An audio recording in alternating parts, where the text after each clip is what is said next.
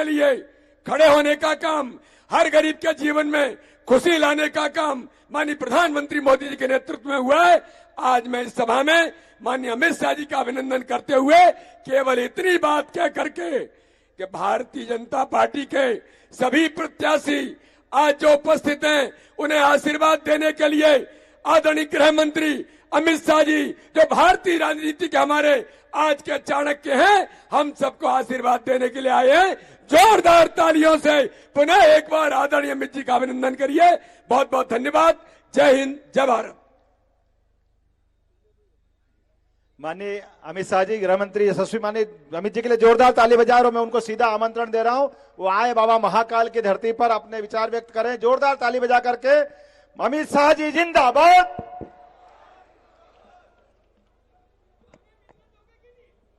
मेरे साथ आज मंच पर उपस्थित भारतीय जनता पार्टी के प्रदेश अध्यक्ष श्रीमान वीडी शर्मा जी, भारतीय जनता पार्टी के केंद्रीय संसदीय बोर्ड के सदस्य, हमारे वरिष्ठ नेता डॉक्टर सत्यनारायण जटिया जी, हमारे उज्जैन के सभी प्रत्याशी, उज्जैन उत्तर से श्री अनिल जैन जी, उज्जैन दक्षिण से डॉक्टर मोहन यादव जी, नागदा से तेज बहादुर सिंह चौहान जी, महिदपुर से श्री बहादुर सिंह चौहान जी, तराना से ताराचंद गोयल जी, गटिया से श्री सतीश मालवीय जी और बड़नगर से श्री जितेंद्र पंड्या जी।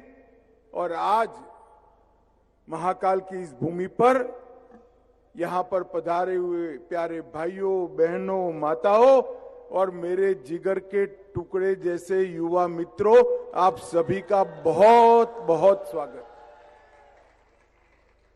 मित्रों, सबसे पहले बाबा महाकालेश्वर की भूमि पर मैं आया हूं। मैं यहां से सीधा बाबा के दर्शन के लिए जाने वाला हूं, मगर मेरी बोलने की शुरुआत बाबा को शीश झुकाकर मैं करना चाहता हूं। मित्रों, ये पावन नगरी भारत भर के सभी लोगों के लिए आस्था का केंद्र है।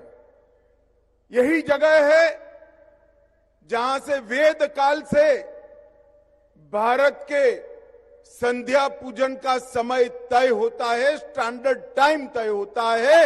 ये हमारा महाकाल का भूमि है। यही भूमि है जहां भर्तृहरि ने भी अपने कई सारे साहित्य की रचना की।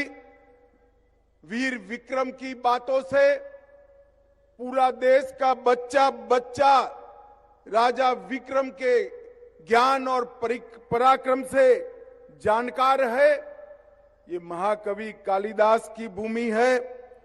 सम्राट अशोक का बचपन जहां गया ये यही उज्जैन है। महान समुद्रगुप्त जहां कलेक्टर बनकर आए थे ये यही उज्जैन है। और जहां पर महाराज मुंज और भोज ने महाकाल की उपासना की यही उज्जैन है। ये उज्जैन की पावन धरा को मैं बार बार प्रणाम करता हूं। भाइयों और बहनों, ये जरा मीडिया वाले बैठ जाओ भैया, सेट कर कर पीछे दिखाई पड़े। जरा बैठ जाइए जरा प्लीज, मैं यहीं खड़ा रहकर बोलने वाला हूं, आप बैठ जाइए नीचे। अरे यार, युवा आदमी हूं मैं, आज भी गिरूंगा नहीं, काहे को तुम चिंता कर रहे हो। कोई शॉट नहीं मिलने वाला है, बैठ जाओ। ओ बड़े बाल वाले भाई साहब, सुनते हो ना आप। मित्रों, आने वाले दिनों में मध्य प्रदेश की करोड़ों की जनता ने अपना मत प्रकट करना है। मैं आज जब उज्जैन की धरा पर आया हूं तब मैं आप सभी को कहने आया हूं कि आप किसी एमएलए को चुनने के लिए मत दीजिए। आप किसी एमएलए को मंत्री बनाने के लिए मत दीजिए वोट। आप किसी को मुख्यमंत्री बनाने के लिए भी वोट मत दीजिए। ये बात याद रखिएगा, आपका एक वोट आने वाले दिनों में मध्य प्रदेश और भारत का भविष्य तय करने वाला वोट है। इस तरह से वोट दीजिए, क्योंकि आपके सामने दो ही विकल्प। एक विकल्प है कांग्रेस पार्टी, जिसने इस मध्य प्रदेश को बंटाधार प्रदेश बनाकर छोड़ा था, जिसने इस मध्य प्रदेश को बीमारू राज्य बनाकर छोड़ा था। और दूसरी ओर है मोदी जी के नेतृत्व में भारतीय जनता पार्टी, जिसने 18 साल में मध्य प्रदेश के कोने कोने में विकास करने का काम किया है, मध्य प्रदेश को दिन दूनी रात चौगुनी आगे बढ़ा है। माताओं, भाइयों, बहनों, मैं पड़ोस से ही राज्य से आता हूं। बचपन से महाकाल के दर्शन करने आता था। ये बंटाधार दिग्विजय जी का राज था। गाड़ी से दाहोद से निकलते थे, अहमदाबाद से निकलकर दाहोद तक आते थे, पूरी नींद लग जाती थी। जैसे ही दाहोद क्रॉस कर मध्य प्रदेश में घुसते थे, धड़ाम से गाड़ी गड्ढे में गिरती थी और नींद उड़ जाती थी। और मालूम पड़ जाता था कि बंटाधार का शासन में मध्य प्रदेश की सीमा शुरू हो चुकी है। आज 18 साल के भारतीय जनता पार्टी के शासन में हमारे मुख्यमंत्री शिवराज जी ने मध्य प्रदेशों में सड़कों का जाल बिछाकर मध्य प्रदेश को एक अग्रणी राज्य बनाने का काम किया है।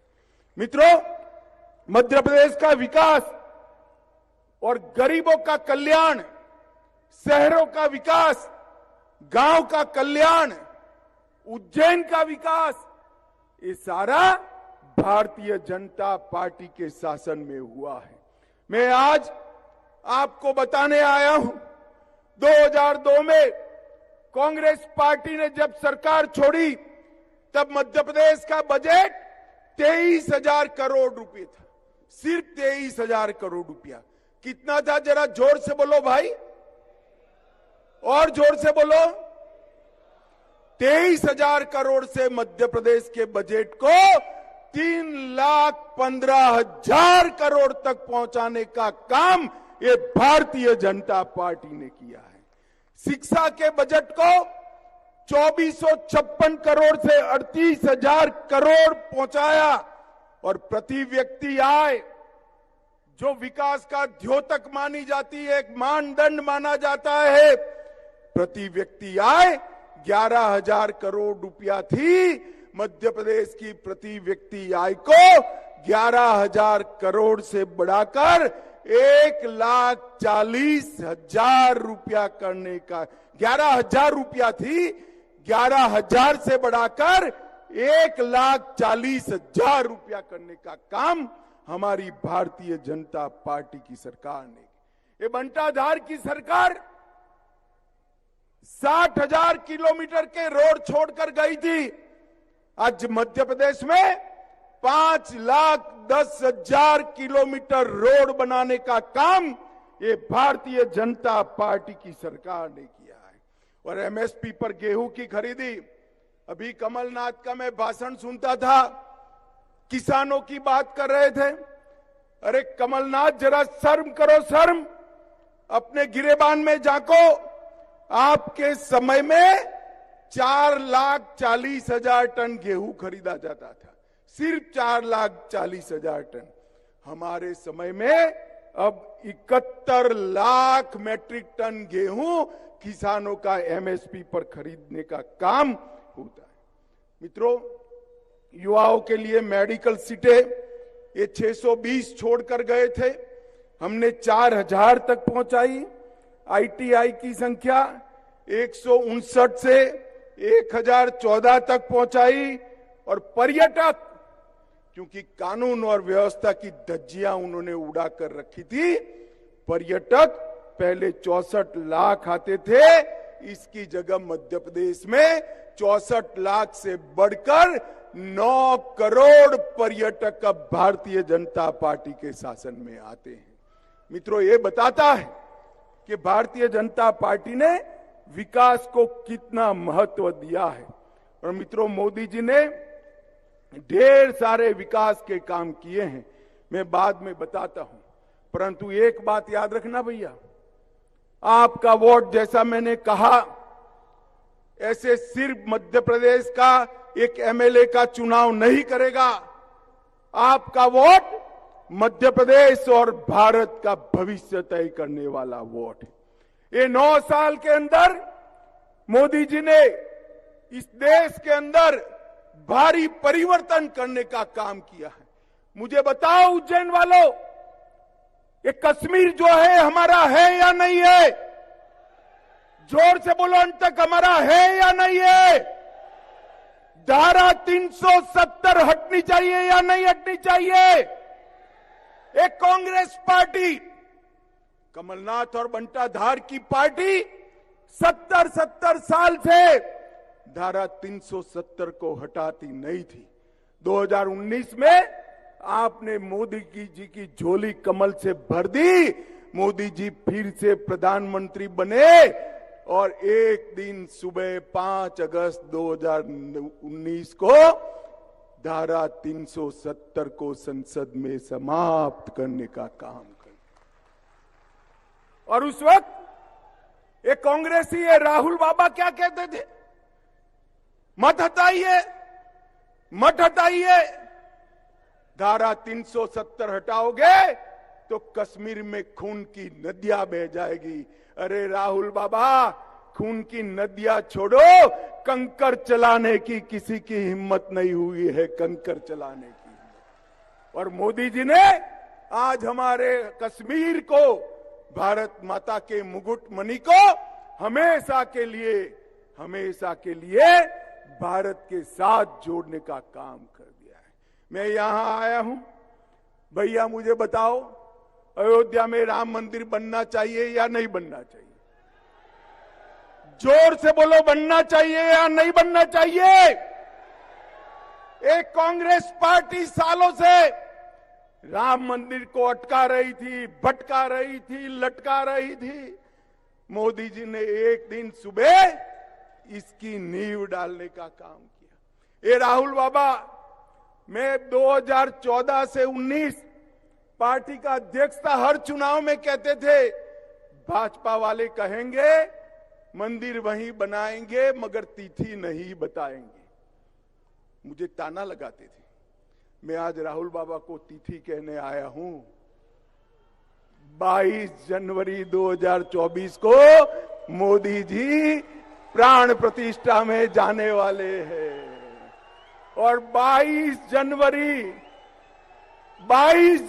2024 को वही अयोध्या में, वही जगह पे राम लल्ला विराट मंदिर के अंदर प्रस्थापित होंगे। मित्रों,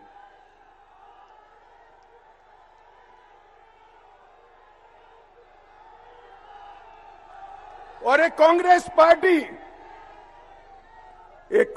पार्टी, माताओं, भाइयों, बहनों, हमारे